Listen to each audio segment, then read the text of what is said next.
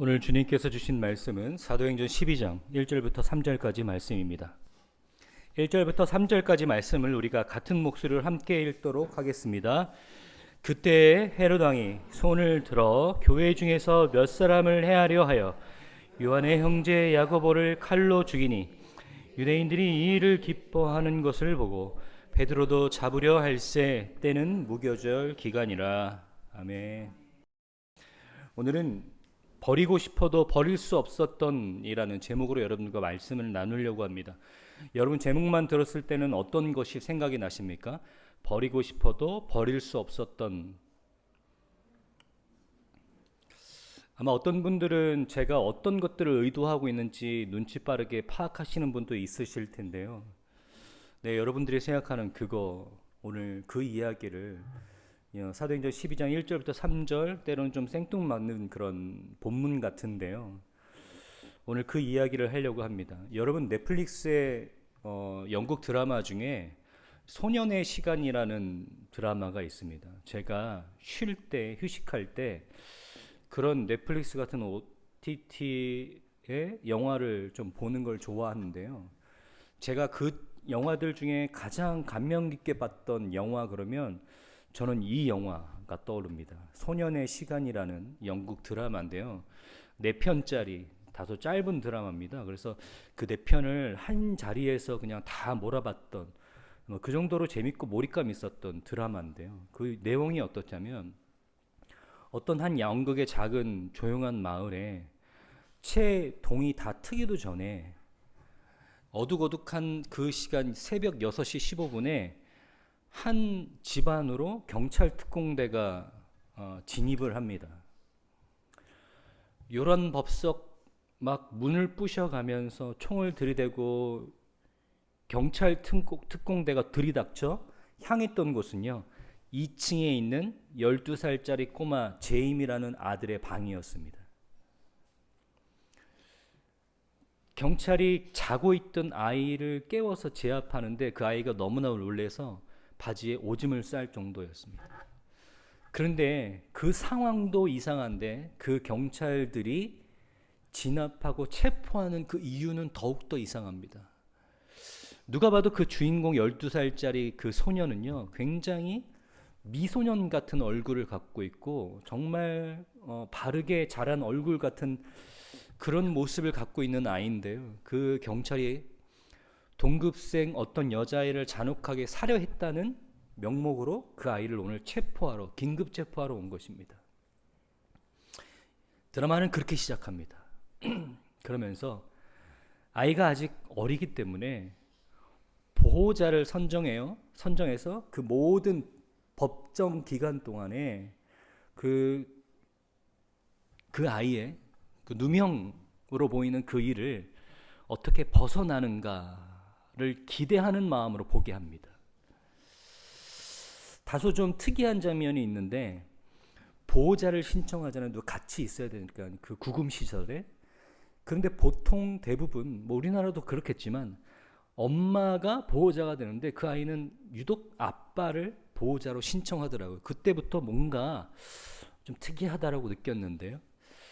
아마 저의 기대도 그렇고 시청자들의 기대는 그 아이가 그 어려운 순간을 어떻게 잘 이겨내며 누명을 벗을 것인가, 그런 해피엔딩을 기대했겠지만 3편쯤 될 때 그 아이가 심리상담가의 면접 속에서 압박을 느끼고 폭력 성향을 드러냅니다. 그 자리에서. 그리고 마지막에 그 아이의 살해 장면이 담긴 결정적인 비디오가 발견되므로 마지막 칸은 그가 구금시설에서 자기의 죄를 인정했다라는 이야기로 마지막 회가 시작하고 그것을 받아들이는 부모의 이야기로 마지막 화가 그려지는데요. 참 저도 놀라지 않을 수 없는 그런, 끝까지 그 아이는 무죄라고 주장했을 때 저는 그것을 믿고 싶었고 아들을 키우는 아버지 입장으로 참 몰입해서 봤던 그런 영화인데요. 마지막 화는요, 그 아들이 그 교도소에서, 소년은 그 시설에서 자기의 죄를 자백했다라는 통보를 들은 부모의 대화로 마지막 화가 채워지는데, 그 대화가 제 가슴을 울립니다. 그 아버지는 사실 그 이야기가 그려지는 내내 마치 복선이 깔려지듯이 그 아버지가 어떤 사람인지가 보여지는데, 굉장히 통제력이 강한 사람이고 굉장히 자상한 것 같지만 사실은 자기 주도적이고 주관이 굉장히 강한 사람으로 비춰지더라고요. 아니나 다를까 그 아버지의 눈물을 쏟아내면서 그 아버지의 입에서 이런 얘기가 납니다. 부부가 같이 침실에서 그 아이의 그 소식을 듣고 눈물을 흘리며 어머니가 우리가 아이를 이렇게 만들었다라고 얘기합니다. 그러니까 그 아버지가 그 얘기를 듣고 나는 아이에게 정말로 최선을 다했는데 그가 갖고 싶은 거 다 갖게 해줬고 그가 가질 수 있었던 모든 기회들을 다 제공했다. 그러면서 그 입에서 나는 내 아버지 같지 않았어. 내 아버지는 나를 매일 채찍을 휘두르고 그만하라고 외치고 또 외쳤는데 나를 그렇게 학대했던 그 아버지. 근데 나는 내 아들에게 그렇게 하지 않았어. 그런데 아버지가 나를 만들었고 내가 저 아들을 만들었구나. 그 아버지는 아마 그렇게 생각하면서 살았을 거예요. 나는 그래도 내 아버지처럼 내 아들에게 그러지 않았어. 하지만 그가 자라면서 갖고 있었던 그 상처들, 자기를 형성시키는 그런 모습들이 비교 대상이 아버지였을 뿐이지 사실은 굉장히 비슷한 모습으로 그 아들에게 대하고 있었다라는 거예요. 그래서 그 아들은 굉장히 차분하고 착한 아이처럼 보이지만 심리 상담가의 압박 면접 속에서 말할 수 없는 또 다른 모습을 드러냅니다. 그 아이가. 참 그 영화가 끝나고 나서 많은 생각을 하거든요. 저도 그렇게 생각하거든요. 저는 우리 아들에게 나는 참 그래도 괜찮은 아빠다라고 생각하면서 살았던 것 같아요. 그런데 저희 아들은요, 저를 보면서 굉장히 빡빡하고 엄격한 아빠로 생각하거든요. 근데 저는 그런 이야기를 들을 때마다 참 놀래요. 나는 절대로 내가 그렇게 한다고 생각하지 않는데 우리 아들은 또 그렇게 느끼더라고요. 그러면서 그 아버지의 그 말이 제 가슴을 울렸습니다. 아, 맞아. 단지 나는 우리 아빠처럼 하지 않았어 라를 가지고 나를 위안하지만 사실은 나도 그 아이에게 충분히 엄격하게 하고 있었구나. 여러분, 유년 시절에 성장기 기간 동안에 갖추어진 그 환경과 만나는 관계와 부모님과 그 이상의 그 어떤 관계를 통해서 사람이 형성되는데요. 제가 아이를 낳기 전에는 아이는 백지 상태에서 태어나 세상을 사는 동안 그림이 그려진다고 생각을 했어요. 그런데 아이를 낳고 보니까 50대 50이더라고요. 자기 가진 기질 플러스 환경을 통해서 그려지는 거. 아, 그래서 이게 참 내 마음대로 되는 게 아니구나라는 것도 배우게 됐는데요.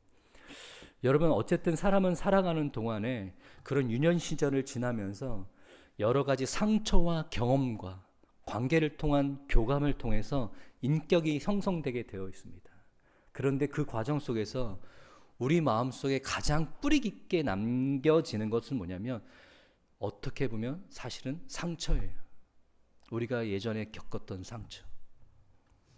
우리가 예전에 겪었던 상처, 나를 지금 많은 부분의 인격을 만들게 했던 그 상처는요, 나이가 먹은 지금에도 여전히 나를 지배하고 있는 것처럼 느낄 때가 있습니다.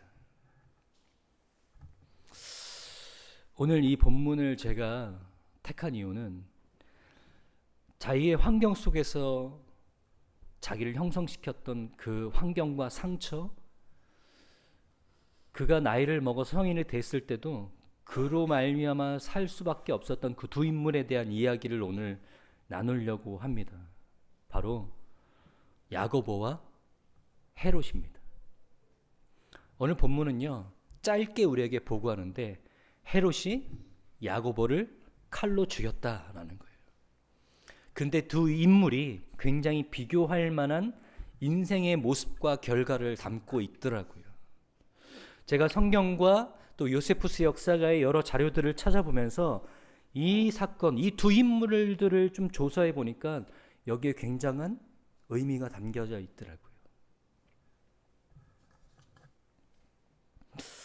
여러분, 먼저 야고보를 좀 보기를 원하는데, 야고보는요 성경에 그렇게 많은 기록이 있진 않습니다. 그런데 굉장히 의미 있을 만한 기록이 뭐냐면, 성경에는요 예수님의 12제자 중에 오직 2명만의 죽음이 기록되어 있습니다.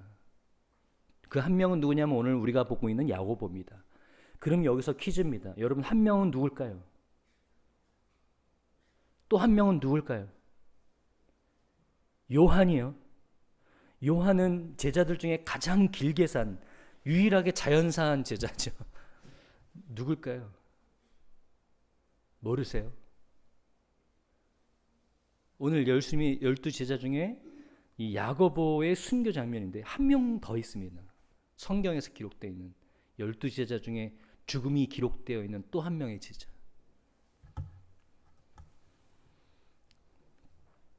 가룟 유다죠. 가룟 유다. 가룟 유다와 야고보만이 죽음이 기록되어 있는 12제자 중에 유일한 두 제자입니다. 오늘 이 야고보는 사도들 중에서는 첫 번째 순교를 하게 됩니다. 사도들이 순교를 당했다는 건 굉장히 의미가 있는데요. 이 야고보는 어떤 사람이었는가 한번 우리가 우회적으로 한번 보기를 원합니다. 오늘 본문에서. 오늘 야고보는요, 우리가 이전에 나눴던 이야기와 같이 자기의 가정 환경과 그런 성장 기간 동안에 자기가 겪었던 일들 때문에 인격이 형성되는 것은 마찬가지인데요. 그 사람이 어떤 인격을 가질 수밖에 없었고 어떤 환경을 가지고 있었는지에 대해서 몇 가지 의미 있는 힌트들이 성경에 있더라고요. 예를 들면 예수님께서 야고보와 그의 형제 요한에게 우레의 아들들이라는 별명을 주셨습니다. 천둥번개의 아들들이라는 별명을 주셨어요. 그 의미는 뭐냐면 그의 성격이 워낙 불같아서, 야고보와 그의 형제가 워낙 불같은 성격을 갖고 있어서 예수님께서 천둥번개의 아들들이라는 그런 별명을 주어줄 정도였습니다. 그런 기질들이 잘 나타나는 본문이 하나 있는데 바로 누가복음 9장 54절입니다. 누가복음 9장 54절에 보면 예수님과 제자들이 갈릴리에서 사역하다가 예루살렘으로 6월 절기가 되자 예배를 드리러 내려가고 있었습니다. 갈릴리에서 예루살렘으로 내려가려면 사마리아를 거쳐야 되는데 사마리아 사람들이 시비를 걸고 예수님과 제자들을 지나가지 못하게 막았습니다. 아마 이유는 이런 거였습니다. 절기가 되면 자기들과 같이 그리심산에서 예배를 드려야 되는데 예수님과 제자들이 예루살렘으로 내려간단 말이에요. 그게 마음에 들지 않았을 겁니다. 그래서 사마리아를 통과하지 못하게 했어요.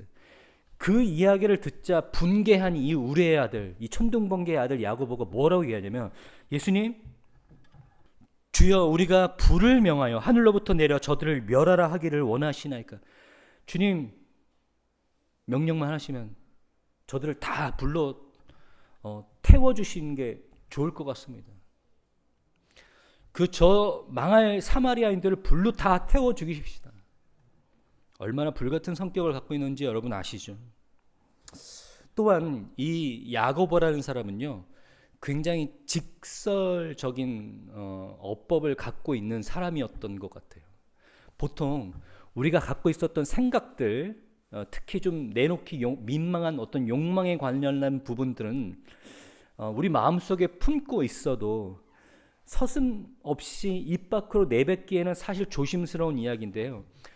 이 야고보는요, 그런 부분에 있어서는 별로 조심스럽지 않은 사람입니다. 어떠냐면 마가복음 10장 35절에서 37절 한번 보겠습니다.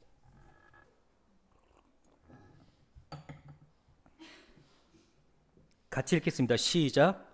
세베대의 아들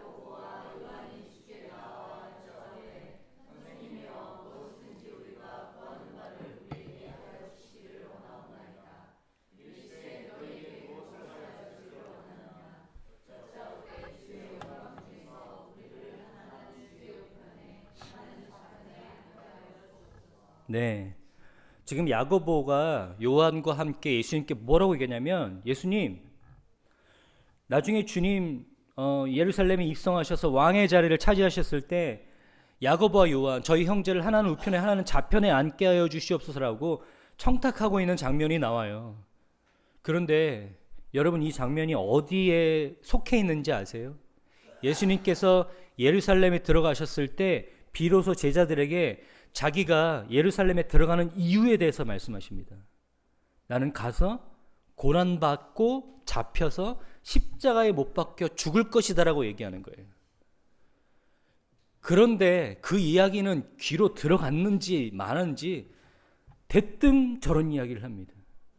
그러니까 완벽하게 오해하고 있는 거예요. 그러니까 자기의 욕망과 생각에 사로잡혀서 지금 예수님께서 무슨 말을 했는지도 몰라요. 지금 그런 흐름 속에서 야고보가요, 예수님, 예루살렘 이제 드디어 가시는데 가면 저희를 오른편 왼편에 앉아주십시오. 이 말을 듣고 제자들이 분개했는데요. 누가 제일 분개했을까요? 여러분, 예수님께서 특별한 장소에 제자들 12명 다 데리고 다니신 게 아닙니다. 특별히 야이로의 딸을 살리셨을 때, 변화산 사건이 있었을 때, 겟세마네 동산에서 기도하실 때 12제자들 다가 아니라 3명 정도만 데리고 다니셨는데 그 중에 베드로와 요한과 야고보가 있었죠.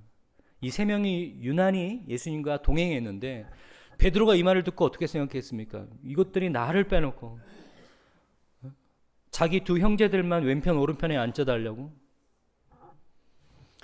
사실 자기네들도 좀 이렇게 양심이 있으면 예수님께서 늘 이 3명 데리고 다녔으면 이렇게 좀 베드로도 껴줄 만한데 별로 이렇게 필터가 없는 사람인 것 같아요. 그냥 자기가 생각하는 것들, 그냥 그 상황이 무엇이든 그 누가 주변에 누가 있든 그냥 직설적으로 얘기하는 사람인 것 같습니다. 그런데 또 이 사람이 가지고 있었던 특이한 환경 중에 뭐냐면 이 세베대의 아들 요한과 야고보는요 굉장히 있는 집 자식들이었어요. 이 세베다라는 사람이요 그때 유대 지역에서 굉장히 유력 인사였던 것 같습니다. 그래서 그냥 요한과 야고보는 어부였다라고 보고되고 있는데 우리가 생각하는 그냥 가서 뱃일하고 뱃노동하는 그런 어부가 아니라 배에 몇 척씩 갖고 있는 그런 집안의 아들들이었어요. 어느 정도였냐면 여러분 혹시 그 장면 기억하십니까? 베드로가 그 대제사장의 뜰에서 그 모닥불을 쬐면서 예수님이 잡혀가시던 날 밤에 모닥불을 쬐고 있다가 예수님을 3번 부인하잖아요. 근데 베드로가 그 회당장의 뜰에 어떻게 들어갔는지 아십니까? 오늘 그 장면이 있는데요. 요한복음 18장 15절에 18절입니다. 시몬 베드로와 또 다른 제자 한 사람이 예수를 따르니 이 제자는 대제사장과 아는 사람이라. 예수와 함께 대제사장의 집들에 들어가고 베드로는 문 밖에 서 있는지라. 대제사장을 아는 그 다른 제자가 나가서 문 지키는 여자에게 말하여 베드로를 데리고 들어오니 문 지키는 여종이 베드로에게 말하되 너도 이 사람의 제자 중 하나가 아니냐 하니 그가 말하되 나는 아니라 하고 그때 추운 고로 종과 아랫사람들이 불을 피우고 서서 쬐니 베드로도 함께 서서 쬐더라. 대제사장의 집에는 아무나 못 들어갔던 것 같아요. 그런데 이 지금 요한복음에 나오는 이 요한은요 자기를 또 다른 제자 또는 사랑받는 제자 이렇게 이야기를 표하거든요. 그러니까 요한을 얘기하는 겁니다. 요한은요 대제사장과 아는 사이이기 때문에 그의 집에 들어갈 수 있었어요. 근데 누구는 못 들어갑니까? 베드로는 못 들어가요. 대제사장과 아는 사람이 아니기 때문에. 그래서 베드로는요 뻘쭘하게 그 문 밖에 서 있을 수밖에 없는 거예요. 요한이 들어오고 보니까 베드로는 못 들어왔단 말이에요. 그러니까 여종에게 시켜서 나 아는 사람이니까 들여보내라고 얘기를 합니다.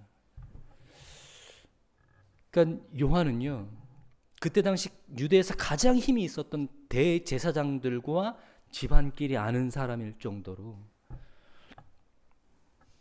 어떻게 보면 굉장히 부유하고 유복한 집안의 사정을 갖고 있었으면서 자연스럽게 그 과정 속에서 좀 보고 배우는 것이 있었을 거라고 생각이 됩니다. 그러다 보니까 이 야고보와 요한은 좀 다혈질적인 기질을 갖고 있었고, 예수님과 함께하는 동안에도 그 모습이 여전히 나타날 수밖에 없었던 그런 모습을 갖고 있었는데요. 오늘 그 야고보가 순교하게 됩니다.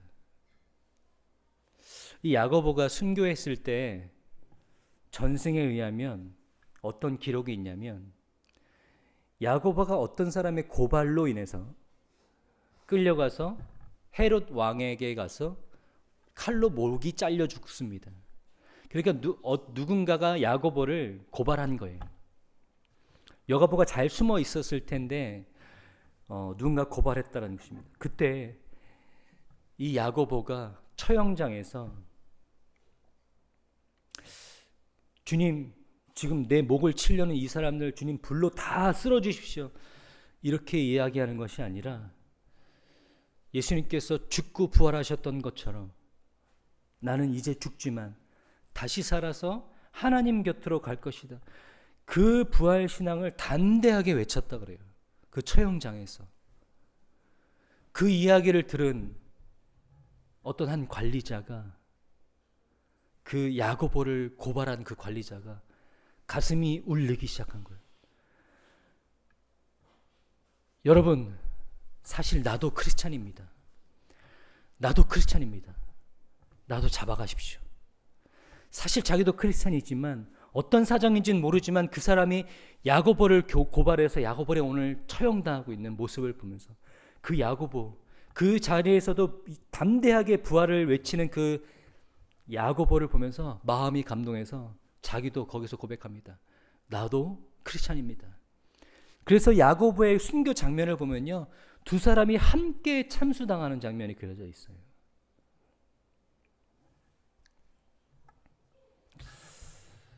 여러분, 헤롯은 어떤 사람이었을까요? 반면 제가 헤롯의 기록을 유대인 역사가 요세푸스의 기록을 통해서 좀 봤는데요, 굉장히 드라마틱한 인생을 살았더라고요. 여러분, 헤롯 그러면 예수님께서 태어나셨을 때 유아 살해를 명령했던 그 아주 잔인한 왕 떠오르시죠. 근데 오늘 그 헤롯은 이 헤롯이 아닙니다. 오늘 이 헤롯은요, 그 헤롯이 아니에요. 그 헤롯은요, 헤롯 대왕이라고 해서 오늘 나오는 이 헤롯의 할아버지 되는 사람이에요. 오늘은 헤롯 아그리빠 1세라는 사람인데요, 유대인 역사가 요세푸스의 기록에 의하면 이 아그리빠 1세 헤롯은요, 그의 할아버지의 기질을 그대로 갖고 태어난 사람이다라고 얘기를 하더라고요. 그 할아버지가 굉장히 폭력적인 사람이었거든요. 그런데 그 할아버지를 가장 많이 닮은 사람이었어요. 그 할아버지가 얼마나 폭력적인 사람이냐면, 그의 아버지, 그러니까 그 헤롯 대왕의 아들이자 오늘 헤롯 아그리빠 1세의 아버지가 바로 아리스토블루스라는 황제인데요, 그 아리스토블루스가 역모를 꾸미고 있다라는 생각에 자기 아들을 죽여버립니다. 반역 의심을 받아서 처형당합니다. 아그리빠 1세는요, 어린 나이에 아버지를 잃고 로마 황실로 들어가게 됩니다. 근데 이 아그리빠가 어느 민족 출신이냐면 에돔 출신이에요. 에돔 출신. 에돔 사람이에요. 여러분, 에돔 사람이 어떤 사람인지 아세요? 예전에 이삭이 야곱과 에서를 낳았을 때 에서가 야곱에게 장자권을 팥죽 한 그릇에 팔게 됐죠. 그 사건으로 인해서 둘이 완전히 원수가 됩니다. 민족적으로 원수가 돼요. 그 에서의 후손들이 에돔 사람이에요. 근데 여러분, 재미있는 게 뭔지 아세요? 오늘 야고보가 헤롯에 죽게 되잖아요. 에돔의 후손 헤롯에게. 야고보가요, 헬라어는 야고보, 히브리어는 야곱입니다. 영어로는 제임스고요. 뭐 어떤 연관이 있는지 잘 모르겠지만 그냥 뭐 그렇다는 거예요. 근데 여러분, 이 헤롯이요, 에돔 사람이에요. 그러니까 이게 어떤 정체성을 갖고 있냐면 어떻게 해서도 그 왕위를 개성할 수 있는 자격을 갖춘 사람이 아닌 굉장히 비주류의 후손들이라는 그런 꼬리표가 달 수밖에 없는 사람이에요. 그래서 사실은 이 아그리파 1세는 아버지도 죽었고 로마 황실로 들어갔지만 사실은 황제가 될 수 없는 사람. 그 출신도 그렇고 환경도 그럴 수밖에 없는 사람이에요. 근데 기질은 또 할아버지를 따라서 굉장히 불같고 폭력적인 성향을 갖고 있었는데요. 그 황실에서 어떤 한 사람을 만나서 그 사람과 비슷한 모습을 발견해 시너지를 이루고 그 사람의 인연을 통해서 결국엔 나중에 유대의 총독으로 오게 되는 거예요. 그게 누구냐면 바로 훗날 로마의 황제가 되는 칼리굴라예요. 칼리굴라도 비슷한 유년 시절과 환경 때문에 굉장히 폭력적인 황제로 기록되어 있는 유명한 황제죠. 유년 시절 둘은 굉장히 친했습니다. 아마 비슷한 모습 때문에 그랬던 것 같은데, 이 칼리굴라가 로마 황제가 됐을 때 자기의 친구였던 이 아그리파 1세를 유대 황제로 세우게 되는 것입니다. 그래서 사실은 출신도 그렇고 자기의 배경도 환경도 그렇고 이 유대 황제가 될 수 없었는데, 이 칼리굴라 때문에 오늘 헤롯 아그리파가 야고보를 죽이게 되는 그런 자리에 서게 되는 거죠. 이 유세푸스의 기록에 의하면 이 헤롯 아그리파는 굉장한 상처와 그 뭐라 그러죠? 그 유년 시절에 겪었던 자기의 그런 열등감으로 똘똘 뭉쳐 있었던 인격의 소유자. 그래서 나중에 이 사람은 자살한 게 아니라 자살하는 생각을 굉장히 많은 생각을 갖고 많이 시도했다는 기록이 남아 있을 정도입니다. 여러분, 오늘 이 두 사람은요, 어떻게 보면 상처가 만들어낸 두 인물과 또 그런 인생을 살았던 사람입니다. 그런데 야고보는요, 예수님을 만나고 성령이 그 안에 들어가자 다른 사람이 돼버려요. 정말 버리고 싶어도 버릴 수 없었던 유년 시절에 자기의 환경과 자기를 형성시켰던, 인격을 형성시켰던 그런 상처들을 굉장히 깊게 파여 있는 사람이었지만 성령님께서 그를 변화시키기에 충분했습니다. 여러분 어떠세요? 저도 그렇고 여러분들도 그렇고 아마 우리를 지금까지 만드는 인격을 형성하는 여러 가지 기억들과 상처들이 있을 겁니다. 그런 것들은 사실 어떤 것들은 버리고 싶어도 버리지 못하는 그런 모습들이 있습니다. 그런데 여러분, 그것은 성령님께서 여러분 안에 들어가셔서 변화시킬 수 있다는 것을 오늘 말씀을 통해서 깨달으시길 바랍니다. 여러분, 얼마나 버리고 싶은 게 있으세요? 얼마나 버리고 싶든 상관없이 버릴 수 없잖아요. 나는 그렇게 살지 말아야겠지라고 다짐하고 또 다짐해도 그렇게 살고 있는 우리 모습을 보잖아요. 대학원 때 기독교 상담을 배우는데 그 교수님께서 그런 말씀하시더라고요. 여러분 혹시 그거 아세요? 알코올 중독자의 아버지 밑에서 자란 딸이 알코올 중독자와 결혼하는 거 아세요? 여러분, 얼마나 이 부인하고 싶고 버리고 싶어도 사실은 정말 버릴 수 없는 것들이 우리 아픈 기억과 상처인데요. 여러분, 이 모든 것들이 성령님으로 말미암아 변하실 수 있는 여러분 되시길 바랍니다.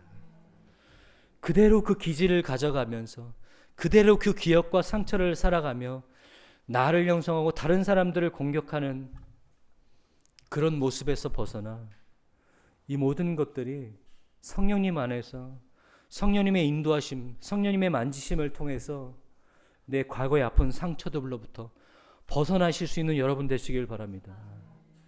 여러분, 야고보가 여전히 그런 기질로 사도가 되었다면 예수님의 증인이 될 수 있었을까요? 여전히 한 자리를 차지하기 위한 욕심을 갖고 살아가며 또는 마음에 들지 않으면 이 사람들 다 죽여버리겠다라는 그런 폭력적인 기질을 갖고 살아갔다면 예수님의 제자, 예수님의 증인이 될 수 있었을까요? 성령님께서 야곱에게 찾아가서 그의 인생의 깊은 상처를 만져주시며 그를 바꿔놓으십니다. 그래서 오늘 그가 사도들 중에 가장 첫 번째 순교자가 되는 것입니다. 바로 똑같은 상처와 똑같은 깊이의 골을 갖고 있는 헤롯 대왕 앞에서 말이죠. 여러분, 오늘 이 말씀을 통해서 권면드립니다. 상처와 아픔 속에서 허덕이고 버리고 싶어도 버릴 수 없었던 그런 과거의 기억들과 상처들 때문에 아직도 아파하고 계신 분들이 있으시다면 성령님께서 여러분들 가운데 찾아오셔서 또는 여러분 안에 계신 성령님께서 여러분의 아픈 상처를 만지시고 변화시키는 그런 은혜가 여러분의 인생 가운데 있기를 주님의 이름으로 축원합니다.